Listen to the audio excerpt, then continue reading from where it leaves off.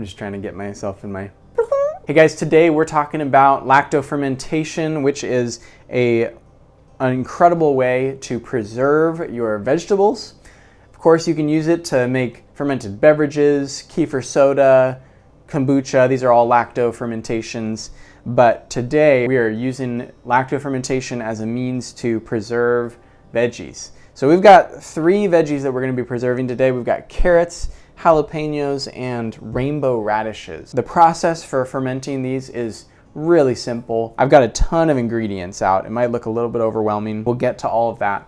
But really all you need for any of this is your vegetable, like a carrot, that you want to ferment, and then some salt, a jar or a brewing vessel, and water. That's all you need.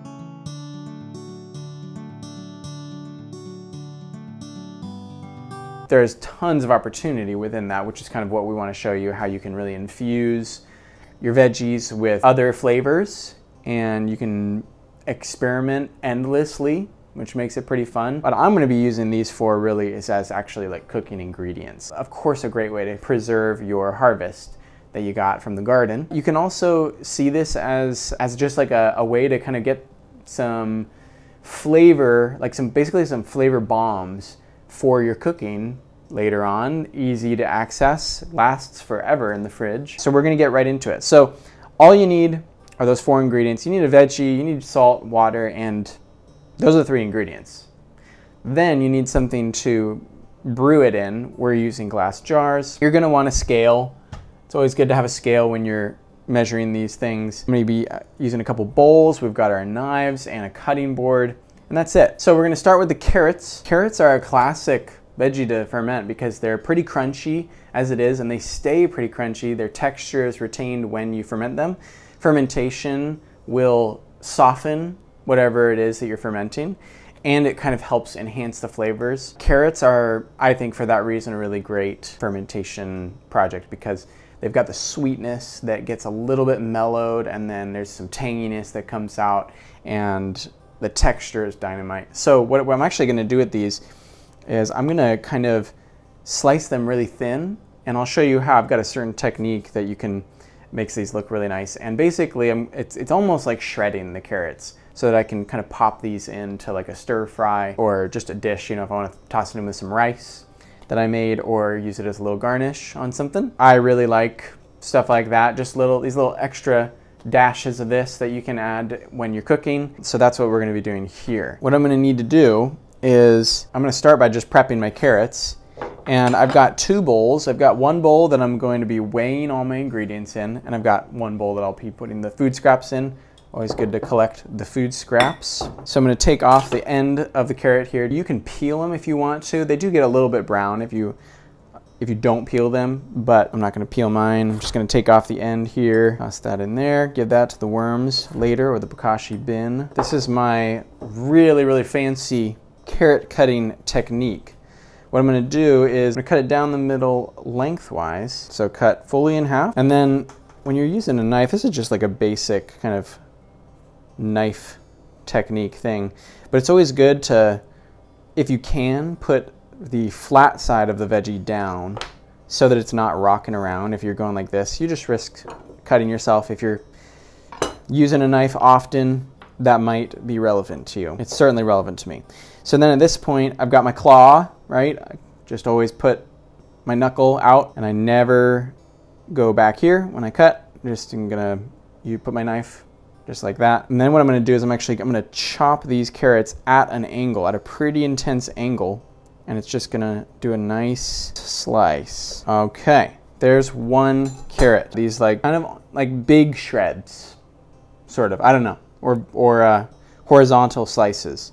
I like carrots this way. I think it's a fun shape. I'm gonna go ahead and do that with my other carrots. Carrots are all sliced, reduced to these nice slices. Actually, I'm gonna go ahead and get my other ingredients ready now. So the 3 ingredients that I'm adding to these carrots, just as a little flavor blast, is lemongrass. I think lemongrass is a really cool ingredient that I don't use often enough. I really should though. So I'm gonna use lemongrass, ginger, and this is kind of the wild card ingredient. I've got some elderberries here, some dried elderberries. that I think with their sweetness and flavor that they're gonna go really well with the ginger and the lemongrass. I'm gonna grate the ginger. Yep, I'm gonna go ahead and grate the ginger. Here's my grater.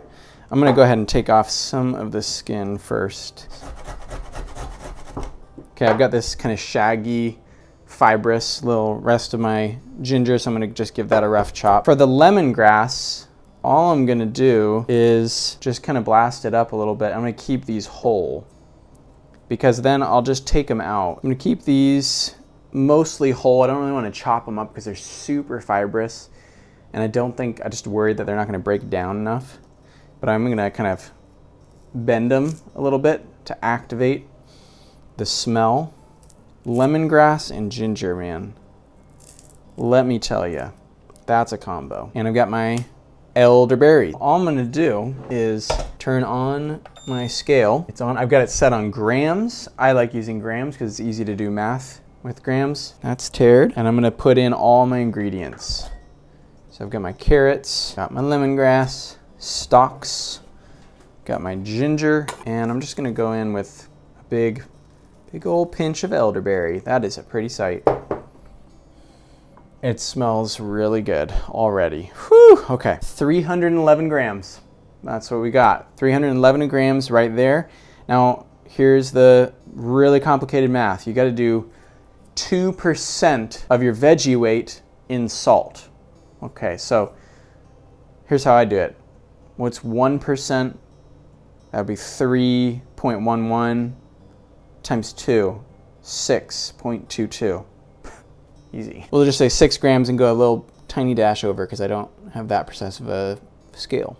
I'm gonna tear it. Man, not much. Doesn't take much. I'm using Redmond's Real Salt, by the way. Not in any way a sponsor of this show, but I'm a big fan. They've got a lot of trace minerals in their salt. Clean stuff, so would recommend. Okay, so now that I've got this all set up, I'm gonna just mix the salt up. And you know, this is kind of an optional step. You don't really have to do that. I like to get it all covered, all kind of coated and mixed anyway. And then we're just gonna put this in a jar or two, probably one jar. It's a small end. And we'll just push these carrots down. I mean, I could have used a smaller jar, but whatever. That's all in there. And now all I'm gonna do is fill it up with water so that the top gets covered. There we go. Doesn't look fancy yet, but this is gonna taste fancy. It's gonna taste so good. It smells incredible. Holy smokes, that's actually insane how good it smells. There's that, we'll get a cap for that in a second. But before that, we're actually gonna move right on to our next ferment. Cassidy has reminded me that we have fruit flies flying around, so I'm gonna put the cap on right away. Now we've got jalapeños. Jalapeños are just a great thing to ferment because they kind of mellow out in their spiciness, in my opinion. I don't know, they're kind of fun to just put, again, we're talking flavor bombs here. They're fun to put in a dish. You can pull them out and mince them up, put them in a stir fry, soup, all of that. What I'm gonna do is actually just start by, strangely similar to the carrots, I'm gonna just take the top off. And I think I'm gonna just try and open this up a little bit. I don't know, you probably don't need to do this. I want to keep mine whole, and so I'm just gonna kind of do a little crisscross so that the brine can get all up in there. Okay, pretty easy prep there. The other ingredients that we are adding to our jalapeños are garlic and jalapeños, best friends. Shallot, called like a red onion garlic combination. And then the potential wild card is some orange zest. Navel orange zest. So what I'm gonna do to get this, and I would use our peeler. So if you got a peeler, use it. Ours is currently behind the stove and I'm too lazy to move the stove to get it. Fell down there. But I can do this easy with my knife. So just kind of going around it. Not gonna throw away this orange, obviously. But we've got the zest here. And I think what I'm gonna do is actually just kind of mince it up. I'll probably cut it into some strips here. I'm just gonna gather it up like that, getting these nice little strips. So these are gonna ferment too and actually probably be just as delicious as the jalapeno, honestly. I'm very curious to find out what this one is gonna be like. Shallot, really easy to cut a shallot, just get the end off. And if you haven't tried a shallot, definitely try a shallot. Don't just get a red onion. Shallots are really interesting. Really tasty. I'm just gonna slice it up. And for the garlic cloves, I'm just gonna leave them in a whole. So I'm gonna take them out. I think I'm gonna only put in probably 4 whole cloves. Ooh, that shallot is getting me in the eyes. For these garlic cloves, I'm gonna take off the end. And then really important thing, anytime, oh my goodness, my eyes. Okay, pardon me, pardon the crying. Anytime that you ferment garlic, you wanna crush it beforehand. Don't just leave it whole. So I'm gonna put the flat side of my knife down, just press down my palm. There you go. Skin comes right off. And now that it's crushed, there's this thing called allicin that's released. Probably got some health benefits or something. But it also helps bring out the flavor and infuse fully into the ferment. Got 4 garlic cloves, whole crushed. Okay, same drill as before. We're gonna weigh out our ingredients in our bowl. 426. 426, okay, 1%, 4.2, 4.2, 8.4, so like 8.5 grams of salt. 8 grams, I was pretty close with that pinch. Toss it up. I got 8 jalapenos, I'm gonna put 4 in each jar. Ooh, those shallots are getting me, all right. 1, 2, 3, 4. Just keep things even. Put garlic clove in each, 2 garlic cloves in each, and then I'll just roughly divide these shallots and orange zest. And that smells really good too. I have a feeling all these are gonna smell quite good and taste good probably too, hopefully. Use my tamper, small side again, just push it down a little bit. Don't want to crush the jalapenos because I want them to stay whole, relatively whole. Same drill, water to the top. Yeah. Okay, we're gonna slap some caps on these. Last one, got our rainbow radish. This looks like a rutabaga until you slice into it. Have no idea how these taste first time trying them. So I'm just gonna kind of clean up the edges and get a few of the gunks off. I already kind of shaved off some ugly bits. I think these are gonna be fun. I'm doing with the rutabagas. I've got rutabagas, not rutabagas. What am I talking about? These aren't rutabagas, these are rainbow radishes. Rainbow radishes, green onions, star anise, and black pepper. So 2 spices, 1 aromatic. The radishes I think are gonna be nice and sweet and maybe tiny bit spicy. What my vision is for these is just to give them some nice kind of medium thickness slices. Maybe like 1/3 inch, 1/4 inch. Look at that. It smells real earthy. Okay, be careful at the end here. That is a really pretty, nice and watermelony. Radishes, done. For the green onions or scallions, we're gonna take off, I think we're just gonna use 4. I'm gonna use 3. You wanna overpower it with the onion. So we're gonna take off the end. And there's kind of, the 2 parts to these. I think I'm just gonna chop it. There's the white and then the stalk. I'm just gonna chop it all the same, nice and fine. I'll actually do the sideways thing actually that I do for the carrots. Okay, green onions sliced. Don't have to do any prep for these. We've got star anise and black peppercorns. I'm gonna use my wide mouth jars. I think we'll be able to get away with 2 jars for this. I'm gonna put 1 star anise clove or a star in the bottom of each of those. Black pepper, in my experience, goes a long way. So I'm just gonna do like maybe a 1/2 or 1/4 teaspoon. Those whole. And then I will divvy up green onions. I'm gonna do them in 2 parts. I'm gonna go 1/2 and 1/2. I'm gonna try and get these in kind of layers. Oh my goodness, what am I doing? I need to weigh out my ingredients. Whoops! Forgot to weigh out the ingredients. That's all right. 627 grams. 12 and a half grams of salt. So what I'm actually gonna do with this is, I'll show you, I'm gonna put in 6 grams of salt in each jar. This is just another way you can do it. I think it's gonna work better that way because of the way that I wanna layer the radishes. So I'm gonna put just a touch over 6 grams in each of these jars. Actually, no, I'm not gonna do that. I'm not gonna do that because I actually do wanna just coat these just in case I don't use all of them. Like if not all of them will fit in the jars. Yep, it makes most sense that way. Okay, here we go. 12, what do you know? Also smells good. Okay, everything's pretty well coated in salt by this point, from what I can tell. Go ahead and do a little fancy layering. Put in some green onions just as we go.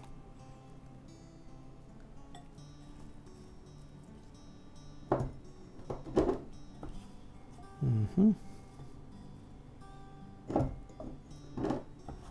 we need a little baby jar. Oh, you guys know the drill, fill them up. Oh yeah. Cool, I think these are gonna look really fun. Get some lids on these. All right guys, that is the preparation for these ferments. We're gonna let these ferment for 2 weeks. And I'm gonna go ahead and check them at 1 week. Before that, what's gonna happen is these will start to, the bacteria and microbes are gonna start kind of kick-starting, getting going, and there's gonna be little bubbles coming up and pressure build up. So what you're gonna wanna do if you're doing this at home, and I'll do, is every once in a while you wanna come along and give it a little, and it's called a burp.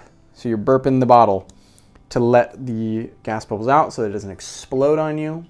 If their jars are food grade, fermentation grade, or canning grade or whatever, then that won't be a problem. They won't explode. They can kind of deform. I've seen them deform the lid. Then they're gonna be just a leaky, nasty mess. So I'm gonna actually put these on a tray. I wanna make sure that if there is any bubblage over, that it doesn't get on your counters or wherever you put them. If you put it in the closet or something and there's just sticky, salty stuff, like residue, that's gross. So I'm gonna put them on a tray and we'll check in on them in a couple weeks. I'm gonna check in on them in 1 week to see how they taste, and then we're guessing that they'll go at least maybe 2 weeks to be fully fermented. All right guys, we're here 2 weeks later for these ferments. We've got our rainbow radishes, our jalapeños, and our carrots. And something I wanna point out is that about the carrots, there is a white film over the top. Yikes. Or not. Actually, this white film is quite common. It's a yeast called quite common. But basically this film over the top, that was bad. Yeah. This film over the top is a very natural process. It happens on some veggies, and it's actually harmless. We'll actually just scoop it off, but you can just mix it in and it kind of goes away. It's not an anaerobic yeast. The reason that I am confident that it is just a calm yeast is because the top of it is not covered in fuzz or hairs at all. It's not really like a SCOBY, but it's kind of a film. And so it's got the film with a sort of powdery, a little bit sort of powdery white stuff on top. And that's what calm yeast looks like. The rest under here is completely unaffected by it, but I mean, even the top, you can eat that. I just like to skim it off because, I don't know, I just like to skim it off. I'll just kind of scoop it to the side a little bit, and there's those little bits that are totally fine. Those just get mixed in, but I'm just gonna get off the kind of film. Okay, so I got the film off. I'm just gonna kind of mix this rest of this stuff up in here, and I'm gonna give these carrots a try.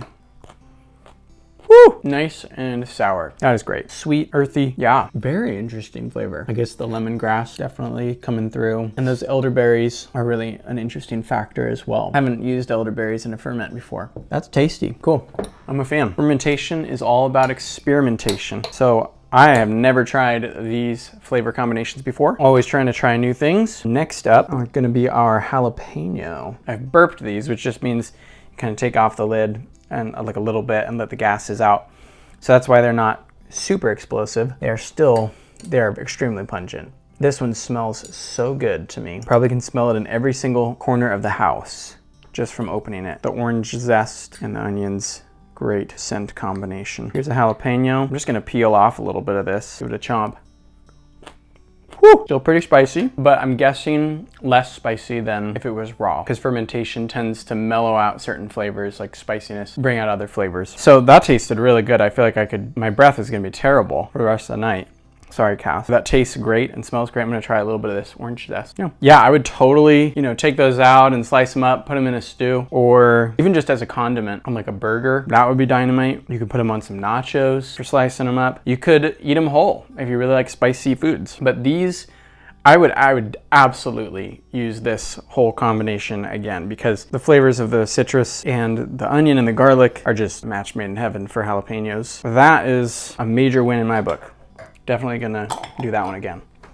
Last one, never even tried this vegetable before, this rainbow radish or watermelon radish. Some nice carbonation. Almost want to give this a sip. I'm not going to. It smells really good. I'm gonna take one off the top and give it a bite. Wow, that is great. Very sour, very, very sour, which is not a bad thing. Holy smoke, that is sour. I think I can kind of get the star anise in there for the end. That's a nice cruncher. Yeah, I think I might like just dice that up or dice it up really finely, like a mince almost. Put in a little pico de gallo or something. You could actually make a nice pico de gallo combo with these two. Yeah, that is so tasty. Wow, very interesting flavor. I think the pepper, I'm glad I didn't put in more. It's subtle, it's just kind of adding a little bit in there, and then the green onions, gonna give it some nice other aromatic flavor. Very carbonaceous, wants to be fermented, I would say. There you have it. Guys, these were completely just like out of my imagination. I hope that is some sort of inspiration for you to try some things. I mean, we got some flavor profile combos that I never would have tried before if I hadn't thought about what interesting thing do I want to try and combine.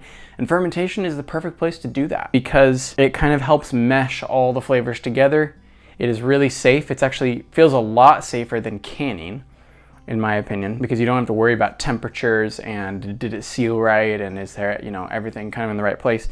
You really just throw the stuff in a jar, get the salt in, and call it good. So, you know, try working out some flavor combos that sound good to you, or just do any of these straight. You could do the jalapeños on their own.